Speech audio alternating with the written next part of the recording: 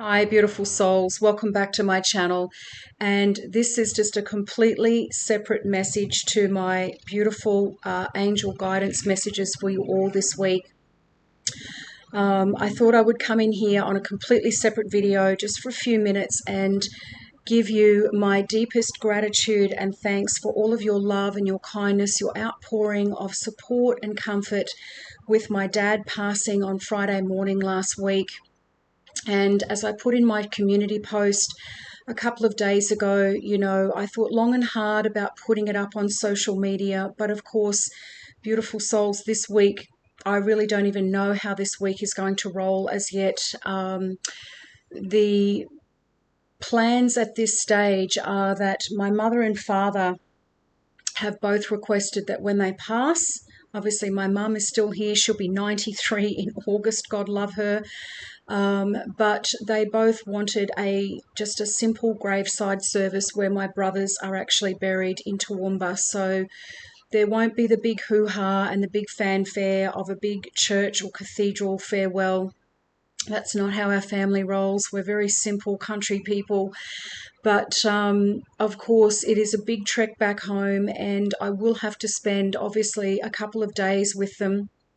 I'm not sure yet when the funeral service will be because it went into a weekend. There was a lot of things that just obviously have to be delayed until business hours reopen again tomorrow. But we're thinking it's probably going to be Wednesday or Thursday this week. So it is going to be quite a topsy-turvy week, I'm sure.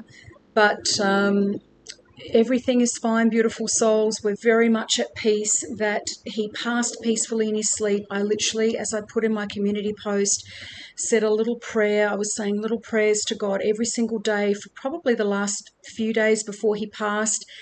And we believe that he accelerated in his passing because my sister, she has been in so much pain for the last 5 weeks. She's been in ambulances 7 times to the hospital with a back issue.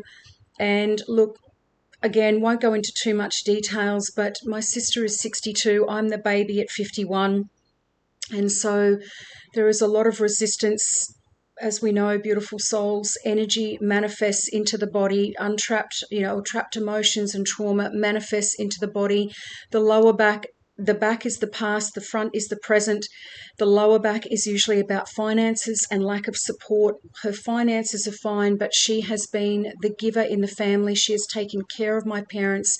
She gave up her job a couple of years ago, maybe nearly even 3 years ago now, to take care of my mum and dad, to ensure that my mum stayed in her home, and to look after my father as well. And I know that a lot of that has been added stress and pressure to her life, and unfortunately she is still very much in the matrix, and I have to tippy-toe around her with regards to how things manifest in the body, and just be there to love and support her and drip feed her little things here and there where I feel nudged and guided. But we feel that that was an acceleration in my father's passing. It was 333 when I just looked down, because she was unable to see him, and she was unable to bring my mother to see him.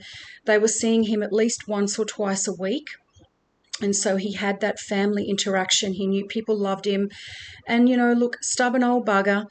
He refused to mingle with other people in there. He refused to do any of the social activities. And, this was they're just saying, like, head locking and head butting that he and I used to have, particularly when we were young, or when I was young.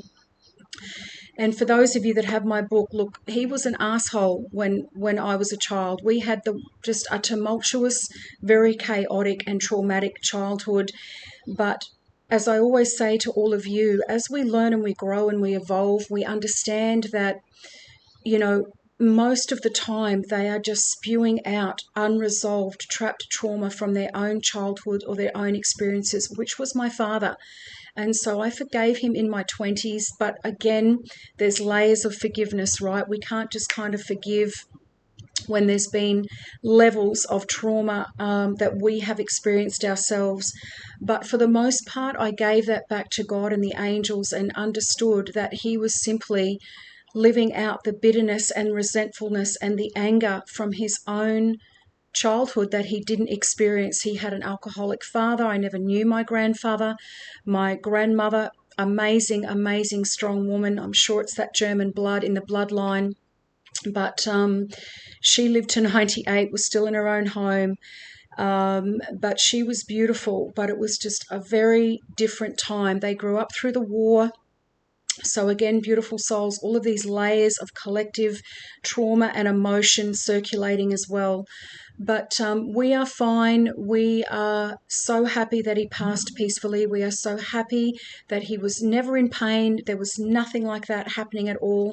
The only reason he was in a nursing home was because his eyesight was so to the point where my mum and my sister could not look after him permanently at home. And as you know, beautiful souls, nursing homes, I certainly do not want to go into one ever.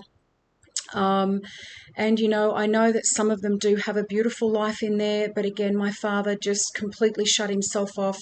He would spend a lot of time in his room, on his bed, and he was a very God-loving man. So I wholeheartedly know that he's up there, and part of me thinks, and we used to say jokingly in the last couple of years, that we were pretty sure God sat him in the naughty corner in that nursing home to make him really be humbled and really think about and process a lot of what went on in our childhood, what happened to our family, what happened in his childhood, beautiful souls.